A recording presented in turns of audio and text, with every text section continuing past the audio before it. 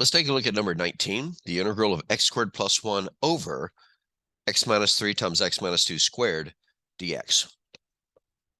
The denominator is already factored, which is good. It makes it a little trickier to check the degree requirement, but you can probably see that the degree of the denominator is 3 because we have an x, and then we have an x squared, so that would give us x to the third power upon multiplying it all out. So the degree of the denominator is greater than the degree of the numerator. We're good to go. And it's already factored, so that's good. But notice that we have a repeated linear factor, the x minus 2. When we set up a partial fraction decomposition, and we have linear factors are good because that means when we set up our partial fraction decomposition, all of our numerators are just constants. The first factor in the denominator, x minus 3, will get its own partial fraction. But when you have a repeated linear factor, then you have to set up one fraction for each possible power up to and including the highest. Since the highest power of x minus 2 is x minus 2 squared, that means we need to set up a fraction for x minus 2 squared and for x minus 2 to the first. 1 second, please. Pause the video just for a moment. Now that we have our partial fractions set up with their denominators, because each fraction has a linear factor in the numerator, the denominator, then the numerators are just constants, so we'll call them capital A, capital B, and capital C. Now, let's clear out all the fractions, and we would do that by multiplying by x minus 3 and by x minus 2 squared. That would leave x squared plus 1 on the left. All right, let's just go one fraction at a time. In the first fraction, the x minus 3's would cancel, and that would leave us a times x minus 2 squared. A times x minus 2 squared.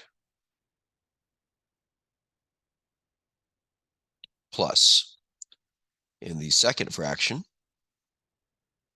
we would cancel the x minus 2 squared, and that would leave us b times x minus 3. So let's write down b times x minus 3.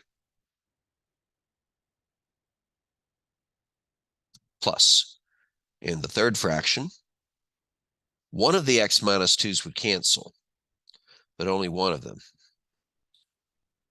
That would leave an x minus 2 behind, along with the c and an x minus 3. So we're going to have c, x minus 3, and x minus 2 in the third part. C, x minus 3, x minus 2.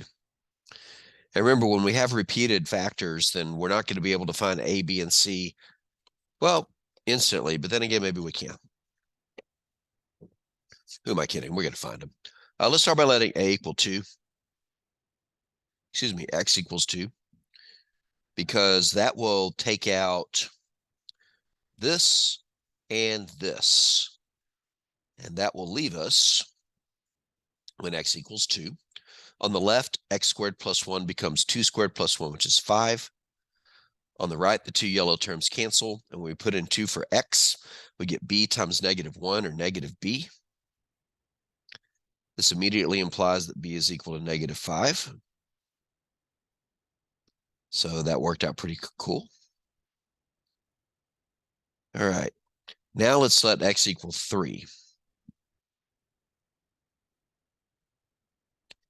Letting x equal 3 will eliminate this part and this part. Excuse me. Let's see what happens when we put in 3. On the left, we get 3 squared plus 1, which is 10. 1 second.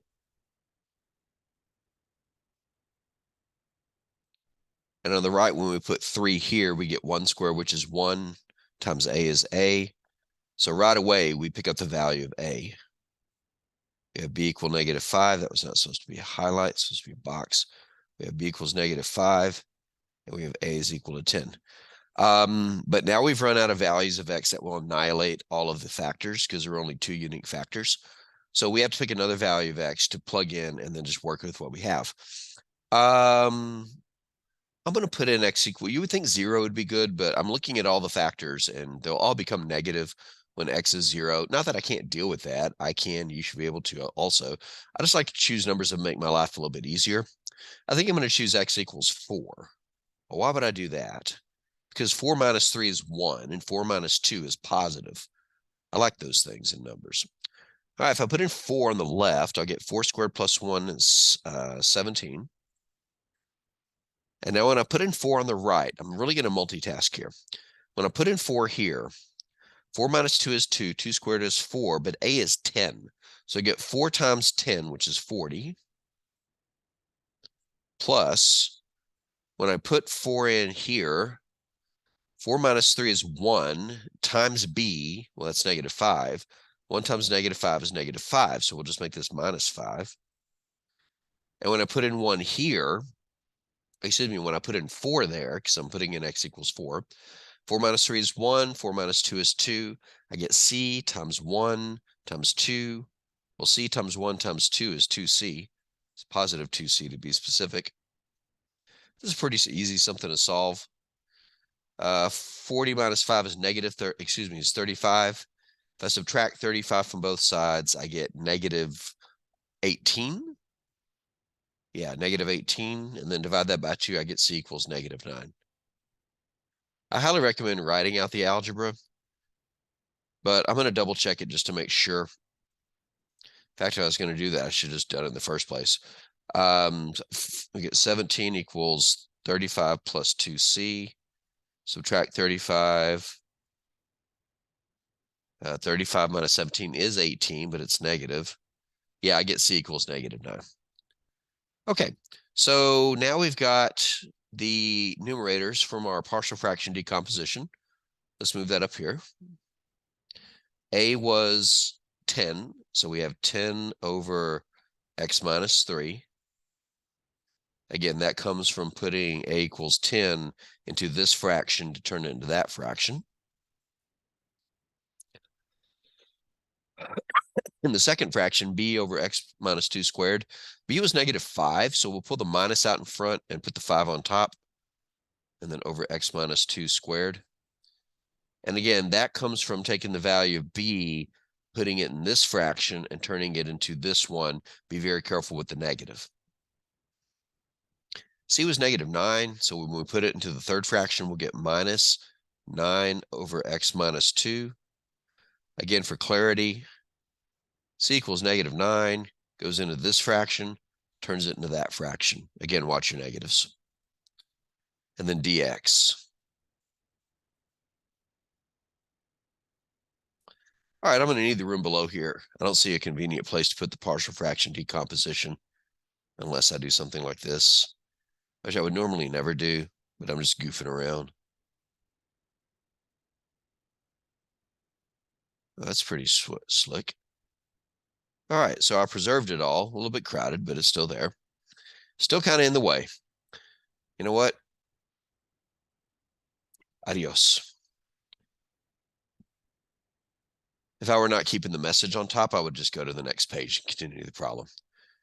All right. The first two are just the first and the last ones are just going to be natural logs.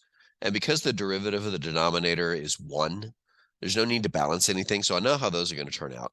What I should really focus on is the one in the middle. First one's going to become 10 natural log absolute value of x minus 3 minus the integral. Let's rewrite this as 5 times x minus 2 to the negative 2 power dx. And then minus, the last one's going to become 9 natural log absolute value of x minus 2 plus c. And the one in the middle, we would technically do a substitution. We would technically do a substitution on all of them. But anytime you do a substitution and du is equal to dx, you don't actually have to do the substitution. Just do the integral rule, because the derivative of the inside is 0, and we don't have to worry about balancing out the du. Speaking of the integral rule, let's go ahead and write down the rest of our answer. Minus the integral rule for the power is to raise the power by 1 and then multiply times its reciprocal in front. And then we still got this guy over here. Let's clean up the middle. 10 natural log absolute value of x minus 3. The mess in the middle is actually just easy because it's minus -1, which is just +1, which means we can just ignore it or multiply the +1 times the 5. And then put the x minus 2 to the -1 back in the denominator as just an x minus 2. Then, excuse me, it's a minus 9 natural log absolute value of x minus 2 plus c. If you wanted to be cute, don't. You could try to condense these into one logarithm. It's not impossible. In fact, I can do it instantly. It would be the natural log of x minus 3 to the 10th over x minus 2 to the 9th. But I don't think trading in the two easier looking logs for one bigger log is necessary. But that would be our final answer.